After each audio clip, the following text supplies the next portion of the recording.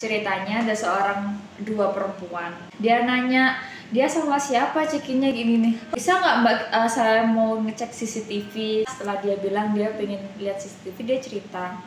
Jadi ceritanya itu si laki-lakinya ini aku bantu untuk bisa nginep di sini. Baru check-in 20 menit dia balik lagi. Minta refund dong. Padahal itu tamunya udah bener-bener saya mohon-mohon banget. Cuman karena katanya kita bisa ngelapin uang kan? ya dong. Jadi ini hari pertama puasa. Hai Job Seekers. Balik lagi sama kita berdua. Iya. Jadi udah lama banget kita nggak bikin video karena hotel lagi Sangat rame banget. Soalnya mungkin ya karena kan kita pandemi ini orang-orang kan nggak ada yang ini kan nggak ada yang liburan. Jadi udah lumayan agak normal dikit. Jadi orang-orang tuh kayak nyari tempat buat liburan gitu nggak sih? Jadi makanya yang diincar tuh pasti hotel. Apalagi hotel kita letaknya memang cocok banget untuk buat liburan gitu. Bener. Kali ini kita akan cerita gimana kegiatan hotelier di tahun kedua masa pandemi. Kita lebih ke ini ya, lebih ke sharing ya. cerita-cerita aja gitu, curhat. Jadi kalian yang pengen tahu, ini tuh menjawab seputar pertanyaan dari kalian kayak kalian pasti pengen tahu kan kita ngapain aja selama pandemi ini, apakah kitanya tetap sepi ataukah malah ramai banget kayak gitu. Kita mau ceritain kalau di hotel kita itu lagi rame-ramenya. Karena kemarin hari raya tuh sepi banget guys. Jadi awalnya kita ngira tuh kayak sepi gitu loh. Dan kayaknya udah nggak ada. Pas puasaan juga sepi banget, sama kayak tahun-tahun sebelumnya sih emang selalu sepi, cuman waktu hari raya tuh rame gitu. Karena ada penyekatan juga. Kebetulan kayaknya semua di Indonesia pasti penyekatan ya, Nggak bisa mudik, nggak bisa kemana-mana. Dan tapi banyak juga tamu-tamu yang berdatangan waktu itu. Jadi awalnya kita ngira sepi sama kayak puasa gitu kan. Ternyata di luar dugaan, sangat-sangat di luar dugaan karena benar-benar ramai banget. Terus kita juga mau ceritain kesibukan kita selama pandemi yang kedua ini guys. Apa aja Bril? Kesibukan. Kalau aku sih karena aku lebih banyak shift pagi, jadi aku lebih sibuk di pagi hari. Tapi bukan berarti aku sorenya bisa free, so, aku bisa ngapain aja, enggak. Aku justru malah aku buat waktuku pulang kerja tuh aku buat istirahat, kayak langsung tidur kayak gitu, istirahat, makan, karena besok paginya aku kayak gitu terus gitu. Kalau aku Ada siang, ada middle, ada tuh. Terus Tapi sebenarnya kayaknya sama aja dari kita tuh sama aja.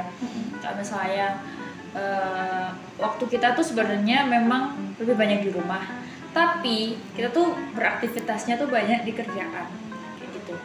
kayak separuh waktu itu semuanya di pekerjaan gitu guys. Iya. Dan jadi kesibukannya ya cuman kerja itu aja sih. Kalau kendala ada nggak ya? Kamu ada kendala nggak Bri?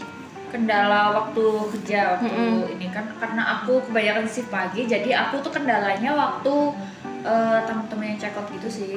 Kalau tamu yang check out itu kan aku pulangnya jam 2 siang.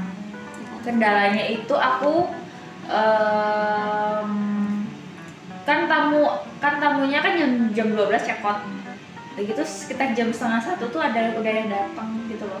Udah ada yang check in. Jadi ya mau nggak mau harus nunggu, meskipun memang waktu itu lagi sepi ya. Kalau misalnya lagi sepi mungkin aku suruh nunggu 30 menit dulu untuk kamarnya cleaning atau apa gitu, Nitip barang dulu. tapi kalau posisi pas rame banget kadang aku kalau udah tamunya datang mau check in aku langsung kasih kunci aja ke dia karena aku nggak mau kayak numpuk-numpuk gitu loh. Kayak apa kerjaan aku yang CKT ini belum selesai tapi udah ada yang datang kayak gitu tuh. Paham nggak sih? Aku Ya, nanti menimbulkan komplain guys soalnya. Iya. Kayak ya udah, kalau kamarnya udah ready langsung dikasihkan aja, jadi nggak perlu nunggu-nunggu lagi gitu kan. Terus kendalanya lagi tuh kadang banyak kamar yang belum siap. Karena waktu itu rame yang check out, yang datang juga rame juga. Jadi kita benar-benar nggak ada spend kamar kosong yang benar-benar kemarin nggak diisi untuk tamu yang datang early ini kayak gitu. Jadi mau nggak mau mereka harus Emang back to back banget sih guys akhir-akhir ini. Dan itu nggak bisa kayak 1 jam 2 jam langsung selesai 110 kamar tuh nggak bisa kayak gitu. Jadi memang butuh waktu yang sangat lama. Jadi para tamu kalian tuh harus mengerti ya. Seharusnya sih. Soalnya kan udah dicantumin juga untuk jam check-innya juga. Tapi itu tamu kayak ya nggak mau tahu guys. Nah, terus kita mau ceritain tentang tamu-tamu hotel selama ini. Tamu-tamu hotel yang terjadi apa ya? Kayak nggak mau tahu, pokoknya harus langsung masuk. Padahal belum jamnya check-in itu sih. Terus marah-marah. Kalau misalnya dia udah proses check-in nih, kita udah jelasin terus tanda check-innya itu kayak gini. Tapi mereka tuh kayak tetap ngotot gitu. Terus selesai jam berapa kayak gitu. Itu benar-benar pertanyaan yang bikin puyeng. Kira-kira bisa masuk jam berapa? Estimasi berapa kayak gitu-gitu. Sebenarnya itu pertanyaan yang nggak bisa kita jawab guys. Iya, karena ya udahlah kalian terima aja gitu. Toh nanti kita juga sama aja, kita tuh nggak bakal diem aja kok, pasti kita nyariin kamar buat kalian. Nyari yang terus cepet duluan. Kita pasti prioritasin semua itu kayak gitu-gitu.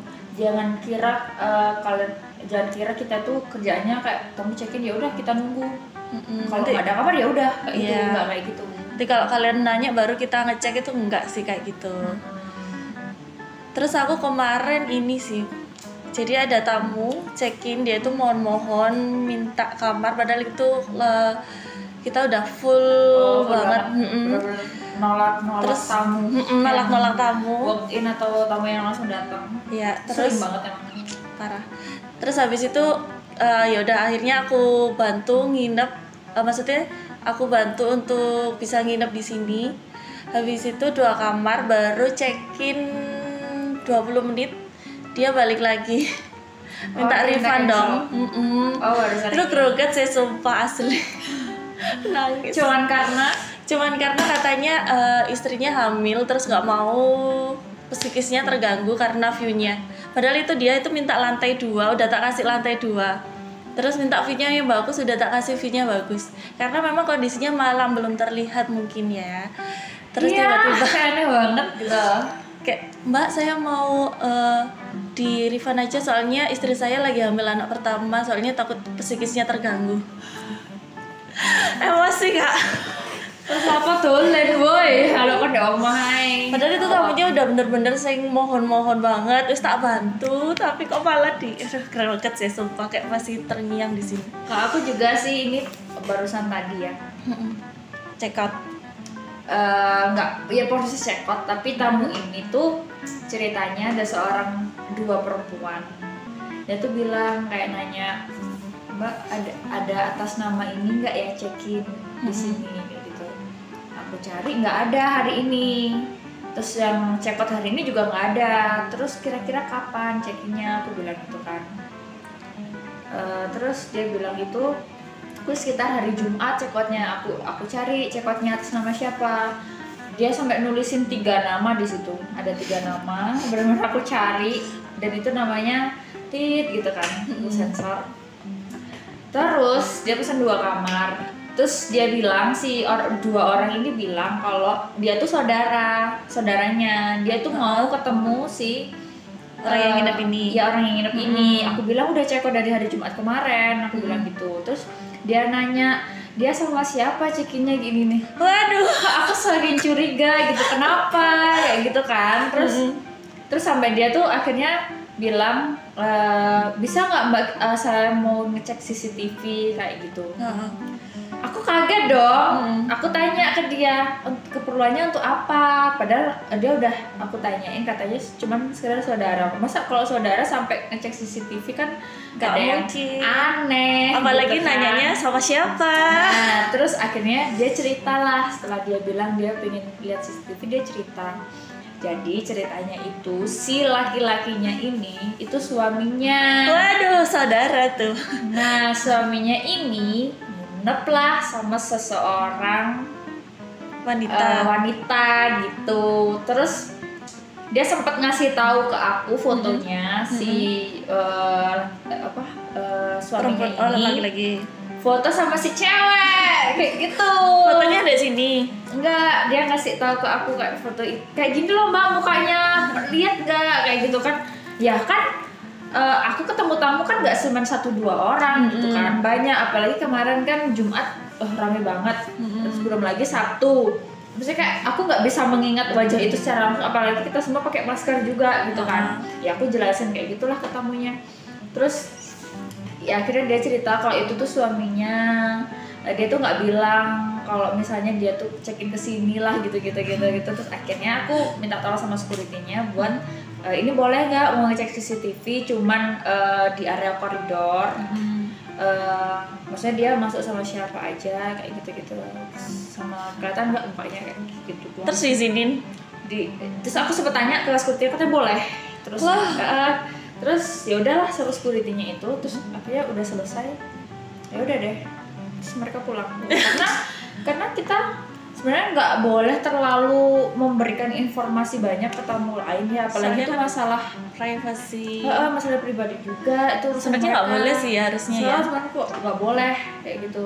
Tapi orangnya mohon-mohon gitu. Mohon kayak apa aja deh mbak persyaratannya biar aku tuh bisa lihat CCTV. ngecek CCTV juga, aku pengen tahu kebenarannya kayak gitu ya. Aku izin dulu dong sama security, boleh nggak? Terus ternyata si security-nya ngizinin, ya udah, aku bilang gitu. Itu ada kasus-kasus kayak gitu, guys. Bener-bener ya. Pagi-pagi tuh jam berapa ya? Jam 9-an kayaknya. Ya ampun, meruput ya. Iya. Dan itu sebenarnya masih banyak ini sih cerita-cerita yang lain. Cuman yang lagi kita alamin akhir-akhir ini tuh itu. Nah itu untuk sedikit cerita tentang tamu hotel yang kita alamin kemarin waktu lagi rame-ramenya. Terus kita mau cerita keluh kesah kita sebagai hotelier pada saat kebijakan pemerintahnya itu terbit. Keluh kesahnya sebenarnya nggak terlalu gini sih sama kita, soalnya banyak juga tamu yang sebelumnya mau check-in pun atau yang udah booking tuh telepon dulu kan konfirmasi ke kita. Apakah di daerah kita ini ada penyekatan jalan. Kalau misalnya memang dari pemerintah sudah istilahnya membatasi, udah ngasih peraturan kayak gitu, ya berarti kita mentaati itu. Cuman kalau ke hotel kita sendiri pun kita nggak ada penyekatan. Mungkin memang daerah-daerah yang kita kan lokasinya di Batu ya. Itu kalau misalnya tamu yang dari Surabaya mau ke sini, pasti kan ada daerah-daerah tertentu yang ada penyekatan itu. Nah, kita juga nggak tahu pasti gitu penyekatan tuh kayak gimana, kayak gitu kan, karena kita apa aja yang dicek. Terus prosesnya kayak gimana kita kan nggak tahu gitu. Jadi ya kita tetap aja jawab ke orang-orang kayak ya tetap ada penyekatan itu, cuman dari hotelnya sendiri pun tidak membatasi kayak gitu. Kalau efek dari hotelnya sendiri sih emang lebih sepi ya. Kalau awal-awal dulu karena ada pandemi itu benar-benar sepi, cuman sehari ada cuman 3 atau 5 kamar aja yang check-in.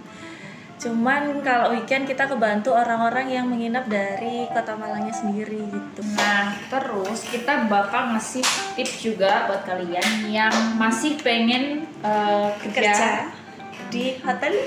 Ya, jadi kalau aku lihat sih ya di lowongan kerja manapun ada kok beberapa hotel yang mereka lagi cari gitu. Soalnya malah. soalnya memang emang sih nggak semua hotel itu buka lowongan, dan ada beberapa juga yang kayak masih tutup lah, atau masih beroperasi tapi masih sepi kayak gitu masih. Terus ada juga hotel yang udah mulai berkembang kayak di sini contohnya. Jadi kita perlu maksudnya kayak berkembang tuh maksudnya dari yang kita nggak ada tamu sama sekali sampai kita yang udah sampai banyak banget gitu, sampai kita tuh merasa kayak ini tuh nggak pandemi kayak gitu. Masa ini pandemi sih kayak gini? Iya, dan itu rame banget sih, jujur banget. Dan pasti kayak hotel-hotel kayak gitu itu pasti lebih nyari peluang, nyari orang-orang yang. Jadi tipsnya adalah kalau ada membuka lowongan ya kalian bisa langsung, itu malah alhamdulillah ya, jadi kita tahu gitu, oh ini hotel ini ada loker. Cuman kalau memang ada beberapa hotel juga yang kayak Brilian bilang itu nggak buka pemberitahuan gitu. Nah itu jadi saranku sih kalian bisa langsung naruh aja, atau enggak kalian juga bisa telepon ke hotelnya, tanya email HRD, jadi nanti iseng-iseng naruh email atau nanya gitu. dulu aja di sana lagi butuh lowongan nggak kayak gitu. Iya, nanya gitu aja nggak apa-apa.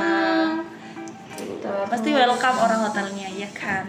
Kalian lebih aktif aja kalau memang kalian butuh banget membulatkan tekad untuk jadi hotelier, ya kalian cari informasi. Seru kok guys jadi hotelier. Soalnya banyak banget loh yang ini sebenarnya yang nyari lowongan, dan itu nggak cuma satu departemen aja, banyak gitu. Kalau bisa sih kalian juga jangan stuck di satu kota aja guys. Jadi kalau bisa kalian nyoba di luar kota untuk menambah. Meskipun pandemi gitu kan, tapi kan kita nggak tahu kayak di kota lain pasti ya ramai juga, banyak orang yang pengen liburan. Ini kan kalau di sini, kalau di hotel lain kan kita juga belum tahu gitu. Oh terima kasih, kita benar-benar seneng banget. Dan terima kasih banget guys sama kalian semua yang udah support kita.